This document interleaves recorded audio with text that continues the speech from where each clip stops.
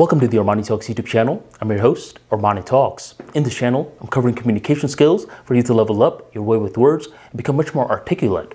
In today's episode, we're entering the world of creativity, and I'm going to be introducing a concept known as worry about the few. I run a daily newsletter, which you should sign up for, ArmaniTalks.com/newsletter, that talks about a variety of different topics ranging from public speaking, storytelling, social skills, and much more. And every now and then, I get curious. I'm thinking, who is reading this newsletter?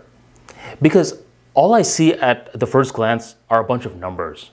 Sometimes the numbers are 700 people reading it, sometimes 1,000, sometimes 1,200, and such.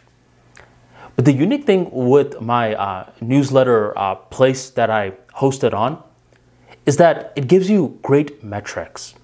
Instead of just seeing the numbers, I could click the numbers and the numbers will turn into names. I can see the names of everyone that is a daily reader of the ArmaniTalks newsletter. And one day, I got curious. I thought, okay, let me see who is reading this. And once I was going through it, I was amazed. A lot of the people's names I didn't recognize, but every now and then I recognized a name. This was a big name, a guy that didn't just read it on one particular day. He read it on every day. He was a daily reader. Other people were family members who I had no clue was on this newsletter. Some people were my high school classmates. I'm thinking, wait a minute, I know that email. Wait, this email is... Wait, Andrew, you read my newsletter? How the heck did you discover it? So I start to be presented with all this data that I didn't know about before. I'm thinking, wow, this is so cool. And then eventually I turned off the metrics and I was about to write my newsletter for the day. And as I'm about to write it, I noticed something was happening. I felt resistance. I didn't feel good. For some reason, I was overthinking it. Sometimes I would begin writing something. I'm like, wait, will Andrew approve of this? Other times I was trying to write something. I'm like, wait, will my cousin Sarah approve of this? What about my former coworker? I don't know if they'll like me saying stuff like this. And what began to happen was I started to overthink. I liked it better when I didn't know who the hell was reading my newsletter. But as soon as I found out who was reading my newsletter, it just started to pull my mind in plenty of different ways.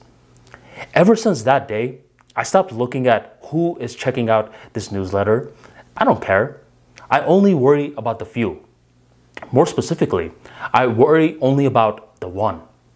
The only person that I try to create the content for nowadays is my younger self.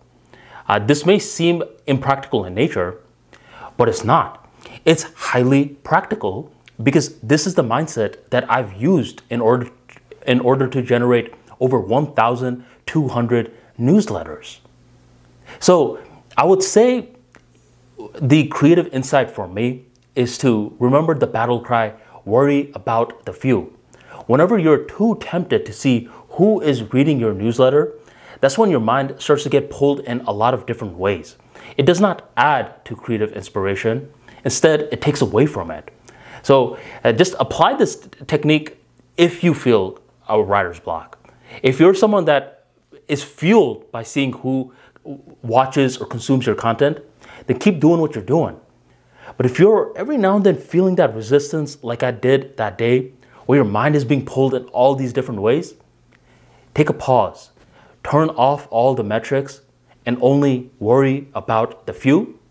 And ironically, you're going to feel more creative than you ever imagined.